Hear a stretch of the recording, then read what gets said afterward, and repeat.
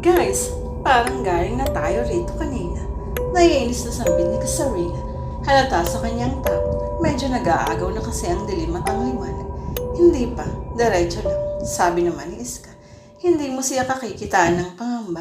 Pero ewan ko, baka nagtatapang-tapangan lang. Peste, bakit pa kasi dito pa tayo nagpunta? Ito yung sinasabi ko sa inyo eh. Sigaw ko sa kanila dahil sobrang dilim na at wala na kaming makita sa daan. Walang silbing dala naming flashlight dahil hindi namin kabisado ang daan palabas ng lugar na iyon. Nakayakap sa akin si Ina habang ang iba na may magkakakapit. Hindi safe kung maglalakad tayo ng ganitong oras. Believe me, mas ikakapahamak natin kung pipilitin natin umuwi. Suwestyon ni Mariel, anong gusto mong gawin natin? Dito tayo magpalipas ng gabi. Hell no, sigaw ni Kasarina. Sige kung gusto mong mapahamak, umuwi kang mag-isa. Ganting sigaw ni Mariel. Bakit hindi ikaw magpagabi rito ng mag-isa? Tutal matapang ka naman, diba? Sarkastikong sagot ni Kasarina. Alam niyo hindi nakakatulong ang inyong pag-aaway. So please, wag na kayong sumabay. Sa problema, okay? Awat ni Doreen. Sa tingin ko tama si Mariel. Manatili na lang muna tayo sa isang lugar hanggang lumiwanag. Delikado ang maglakad nang wala ka halos nakikita. Pagsang-ayon ko sa sinabi ni Mariel. At para hindi na rin humaba ang kanilang pagtatalo. Bandang huli naintindihan ng lahat ang punto ni Mariel, kaya lahat kami nagdesisyon na maghintay ng umaga sa lugar na iyon. Nakakita kami ng medyo maluwag na lugar at dito namin inilatag ang aming tent. Dahil hindi kami kasya lahat, mga babae lang ang matutulog habang kami na may mananatiling gising at magsisilbing bantay sa kanila. Hindi naman kami nagutom dahil may kani-kanya kaming baong pagkain. Ang problema namin ay tubig. Gumawa rin kami ng bonfire para lumiwanag kahit papano. Ang bagal ng oras. Nakakainis. 10:00 pa lang ay pumasok na ang ibang babae sa tent habang sina Ina at Mariel ay sumama muna sa amin sa labas. Habang nagkukwentuhan, may inilabas si Chad mula sa kanyang bag. Men, kanina pa ito naghihintay na ilabas ko. Tanan! Inilabas niya ang isang mamahaling alak. Magiinom kayo rito? Tanong ni Mariel. Bakit hindi? Wala naman tayong mga bantay. At saka para mabawasan kahit paano yung problema natin. Nakangiting tugon ni Dexter. Game ako riyan. Mukhang masarap yan, Chad. Sabi ko. Oo, men. Imported to. Ninakaw ko sa koleksyon ng tito ko. Pangamayabang pa niya. Nagtawanan kami dahil hindi namin inaasahan na ninakaw o kinuha lang niya ito nang walang paalam. Nilakihan ako ng mata ni Ina. Kinabahan ako dahil baka hindi niya ako payagang mag-inom. Eto ang mahirap sa committed eh. Maraming bawal. Bawal ba mahal? Tanong ko. Bigla siyang ngumiti. Napanatag ako. Joke lang. Sige na. Basta ayusin yung pagbabantay sa amin ha. Tugon niya sa akin. Thank you mahal. I love you. I love you too. Sige na matutulog na ako. Ikaw Mariel. Baling niya sa babae. Matutulog na rin ako. Ayusin niyo rin ha. Bilin sa amin ni Mariel. Habang nagbabantay ay nagtatawanan kami. Si Diyos ang ubod ng kulit na si Diyos ay tahimik lang. Pero nang malasing ay bumalik din sa dati. Maingay na naman. Ang ingay namin kaya medyo lumayo kami sa tent. Hindi naman sobrang layo. Kita pa rin namin sila. Nakaramdam ako ng tawag ng kalikasan, kaya nagpasama ako kay Chad na umihi. Hindi na kami lumayo dahil madilim naman. Habang umihi, may napansin akong gumagalaw sa aking harapan. Hindi ako sigurado. Medyo umiikot na rin kasi ang paningin ko. Dahil sa kalasingan, pinakaramdam ko ang aking paligid. Hindi ako matatakotin pero bakit bigla akong kinilabutan? Naloko na. Nang matapos ako'y sinigawan ko si Chad, nakita ko kasing nakatayo lang siya roon sa isang pool. Hoy tara na. Sigaw kong muli pero hindi siya lumilingon. Nang palapit na ako sa kanya bigla siyang nawala. Takot na takot ako. Nagmadali akong pumuhit patalikod para bumalik sa aming pwesto. Pero nagulat ako sa aking nakita. Sinalubong ako ng isang lalaki. Katulad ng sinabi ni Josh, nakakatakot ang itsura nito at pinandidilitan ako ng mata. Nagdasal ako't nakayukong naglakad pabalik sa aming pwesto. Nangingilid ako sa takot dahil sa nakita ko. Bakit ang tagal mo? Tanong ni Chad. Doon ko napagtantong hindi si Chad ang nakita ko kanina sa dilim. Wala. Nahirapan lang akong umihi. Pagdadahilan ko sa kanila. Hindi ko na ikinuwento na nakita ko dahil ayaw kong pati sila ay matakot. Pero habang nagiinuman at nagbabantay kami nakakita ko yung lalaki hindi kalayon sa aming pwesto. May kasama siyang matabang babae at nakatitig din ito sa amin. Sa tuwing mapapatingin ako sa kanilang direksyon ay umuusal ako ng dasal. Kinabukasan hindi namin namalayan na nakatulog pala kaming lahat. Ang sakit ng ulo ko. Nakasandal sa akin si Enrico habang sina Chad at Dex ay magkayakap ng sakandal sa isang puno. Si Josh na may nakapangalumbaba habang natutulog. Ginising ko si Enrico dahil nabibigatan ako sa pagkakasandal niya sa aking balikat. Guys, gising. Umaga na. Saad ko sa kasinla. Gisingin niyo na ang mga babae. Utos ko kay Enrico habang nililigpit ang mga ginamit namin kagabi. Men, gising na. Uwi na tayo. Paggising ko sa tatlo, uy, bakit wala yung girlfriend mo sa loob? Naguguluhang tanong ni Enrico. Ha? Sigurado ka? Nanlaki ang mata ko nang marinig ko yan. Oo, tingnan mo. Natatananta niyang tukon. Napatakbo ko upang alamin kung totoo nga ang sinasabi niya. Lahat sila'y gising na. Wala nga si Ina. Diyos ko, men si Ina nawawala. Naiiyak ang sigaw. Ha? Seryoso? Baka nariyan lang sa tabi-tabi. Nagpapahangin. Pansin kong maging si Dexter ay natataranta na rin, habang si Diyos na may nakatulala sa isang direksyon. Napanganga ako dahil iyon ang puno kung saan niya nakita ang sinasabi niyang lalaki. Para kaming pinaglalaroan dahil bumalik lang kami sa lugar na aming iniwasan. Mali yung lalaki ang may kagagawa nito. Sinadya niyang maligaw tayo. Nangangatog na sambit ni Josh habang nakatitig pa rin sa puno.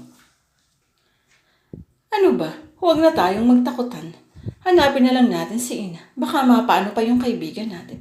Anis ka na unang beses kong nakitaan ng takot sa mga mata. Naghiwa-hiwalay kami sa paghanap kay Ina dahil mas magiging mainam iyon upang mas madali siyang makita. Nagkahati kami sa 3 grupo. Kasama ni na Josh at Dorina ang magkakasama. Sina Dexter, Chad at Enrico na may napunta sa talo na nakita namin kahapon. Habang sina Iska, Kasarina at Mariel ang nagbantay sa aming mga gamit. Hindi pa kami nakakalayo narinig kong sumigaw si Enrico. Men, narito si Ina. Para akong nabunutan ng tinik ng marinig o yun. Kumaripas kami ng takbo papunta sa kanila, pero nang nasa batuhan na kami naging maingat ang lahat. Napakadulas kasi rito. Kasabay naming pumunta ang 3 babaeng na naiiwan sa aming mga gamit. Marahil sa sobrang pag-aalalay na nalibutan na nila na sila ang nakatoka sa pagbabantay. Kung sa bagay kami-kami lang naman ang naroon kaya walang maaaring mawala. Natanaw ko sina Enrico na nasa ibaba. Nagtaka ako. Paano napunta nun si Ina? Napakadulas ng mga bato at sobrang dilim kagabi. Nang makababa kami, naabutan namin ginigising ni Enrico si Ina. Puno kami ng pagtataka, kasabay ng pag-aalala. Paano siya nakababa habang tulog? Lumapit ako para tingnan kung humihinga pa siya, kung ano-anong bagay na kasi ang naiisip ko. Nakahinga ako ng maluwag dahil buhay pa ang kasintahan ko. Mainit pa rin ang kanyang katawan kaya nakasisiguro akong hindi pa patay si Ina. Mahal, paggising ko sa kanya habang tinatapik ang braso niya, medyo matagal bago siya magising. Pero nang magising siya halata sa kanyang pagmumukha ang galit. Hindi ko alam ngunit parang hindi siya ang karap ko. Napatras ako dahil minura niya ako na parang ang laki-laki ng nagawa kong kasalanan sa kanya. Napaka-imposible dahil hindi siya marunong magmula. Bigla siyang tumalo at itinulak si Josh. Bumagsak ito sa batuhan. Nabigla ang iba at imbis na hawakan siya umiwas ang lahat. Sumunod ako kay Ina pero galit na galit siya akong sinigawan. Huwag kang susunod. Papatayin kita. Bulyaw niya sa akin. Kinabahan ako hindi sa kung anong pwedeng mangyaring masama sa akin. Mas iniisip ko kung anong posibleng mangyaring masama sa babaeng mahal ko. Narinig ko na lang na tumilis ka sa Rina, pero hindi ko na inisip yun. Sa halip sinundan ko pa rin si Ina. Sumama sa akin sina Enrico at Chad. Ang bilis ng kanyang pagtakbo. Gulong-gulo na ako. Dapat talaga hindi lang kami rito pumunta. Naabutan siya ni Enrico at agad siyang niyapos. Pero napakalakas ni Ina. Kaya nagawa niyang itulak si Enrico. Naabutan ko rin sila agad kung niyakap ang aking kasintahan. Hinahampas niya ako kaya tumulong na yung dalawa sa paghawak sa kanya. Nagpumiglas siya at sigaw ng sigaw. Kapag nagkakaroon ng pagkakatao'y sinasaktan niya ang isa sa amin. Kalmot, hampas, kagat at sabunot. Awang-awa na ako sa babaeng mahal ko. Halos hindi ko siya matingnan ng diretso sa ganoong sitwasyon. Naipagdasal ko bigla sa Diyos na kung sino man ang nasa katawan niya ay umalis na upang hindi na siya mahirapan pa. Hindi kayo makakaalis sa lugar na to ng buhay. Asik niya sabay tawa ng nakapangingilabot. Agad namin siyang dinala sa aming pwesto. Naabutan namin si Diyos na puro dugo ang ulo. Humampas pala ang kanyang ulo sa bato nang itulak siya ni Ina. Mabuti at minor injury lang at hindi kailangang tahiin pa. Masyado kasing malayo ang ospital sa bundok na iyon. Nakita ko na parang naiiyak na ang mga babae namin kasama. Marahil ay hindi nila kinaya ang mga nangyayari. Maging ako may pinanghihinaan ng loob. Pinipilit ko na lang ang sarili kong maging matapang at hindi ako tumitigil sa pagdarasal. Hindi kami makalis sa lugar na yun dahil sa lagay ni Ina. Nagwawala pa rin siya at nagpupumiglas. Sinabi ng iba na itali namin siya ngunit hindi ako pumayag. Mas gusto ko pang masaktan kaysa makitang nakatali ang girlfriend ko. Maya-maya pa'y may narinig kami mga taong paparating. Nagkaroon kami ng pag-asa na makalis sa impyernong lugar na yun. 3 kabataan ang napadaan sa pwesto namin. Agad na lumapit sina Doreen sa mga ito. Mas bata sila ng konti sa amin at may daladalang parang mga kulungan. Kinausap sila ni Doreen pero hindi ko na inintindi pa ang usapan nila. Nagwawala pa rin kasi si Ina. Maya may lumapit sila sa amin. Sasamahan daw nila tayo ron sa kilalang manggagamot sa lugar nila. Medyo malayo pero at least makakaalis na tayo rito. Sabi ni Mariel. Tanging salamat lang ang nasambit ko sa kanila. Habang naglalakad kami pa iba-ibang timpla ni Ina. Minsan ay nagwawala, minsan na may biglang nagiging normal at pipilitin kaming umuwi na. Kapag hindi kami pumayag ay nagwawala siya at nananakit. Nakatakbo pa siya pero buti na lang at nahawakan kagad ng isa sa mga tumulong sa amin. Nang makarating kami sa bahay ng tinatawag nilang Tatay Andres, ay nagulat kami dahil hindi siya yung normal na manggagamot na makikita mo sa mga pelikula. Maganda at gawa sa batong bahay niya. Hindi mo aakalain na isa siyang albularyo. Ang malimit kasing imahe ng katulad niya sa kubo. Nakatira. Puno ng halamang gamot ang bahay, may panyo sa ulo at kung ano-anong anting-anting ang nasa katawan. Kumatok ang isa sa tumulong sa amin na kaagad namang pinagbuksan ng matanda. Maya-maya tumingin to sa amin ng kausapin ng binatilyo. Ikaw naman, bulalas ni Tatay Andres. Tumili ng pagkalakas-lakas si Ina. Animo takot na takot. Alisin niyo ako rito. Bitawan niya ako. Pag pumimiglas niya, hindi kami nagpatalo at mas lalo pang hinigpitan ang pagkakahawak sa kanya. Hindi ka na nadala. Ipasok niyo siya rito. Sigaw ni Tatay Andres. Agad kaming sumunod sa utos ng matanda. Pagpasok namin may inilabas na buntot pagi ang albularyo. Inihampas niya iyon kay Ina. Sumigaw siya at biglang nangisay. Awang-awa ako sa kanya pero wala akong magawa. Kung hindi iyon gagawin ni Tatay Andres, mas malaki ang tsansa na mapahamak ang mahal ko. Nasa na ang iba niyo pang mga kasama. Papasukin niyo sila dito dahil may mga naisama kayong elemento pagbaba rito. Kailangan niyo maging malinis para mawala sila. Utos niya. Agad namang tinawag ni Chad ang iba pang naiwan sa labas. Nawala ng malay si Ina at hindi na muling nagwala pa. Para siyang lantang gulay na hindi makagalaw. Sinabi ni Tatay Andres na umalis na raw yung lalaking pumasok sa katawan ng Ina. Marahil ito rin ang lalaking nakita namin ni Josh. Dinasala ng matanda ang bawat isa sa amin upang hindi na raw kami masundan ng mga elemento na naisama namin mula sa bundok. Nang magising si Ina, ipinainom siya ng halamang gamot ni Tatay Andres. Kinapala na namin ang aming mukha at nakaligo kami rito. Sa susunod na ay maging maingat kayo sa mga lugar na inyong pinupuntahan.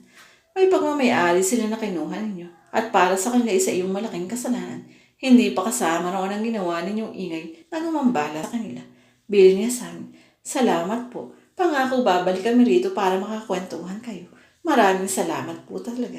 Sad ko sa kanya. Samahan niyo sila sa sakayan. Hintayin niyo silang makasakay bago niyo iwan. Utos ng matanda sa dalawang lalaki. Habang nasa biyahe pa uwi, naalala ko na habang nagbibihis ang ibay, may magandang bulaklak akong pinitas malapit sa malaking puno. Ibinigay ko yun kay Ina. Naalala kong inipit niya yun sa kanyang notebook. Agad kong kinuha yung notebook at hinanap ang bulaklak. Pagkakita ko ay agad ko itong itinapon sa labas ng umaandar na sasakyan.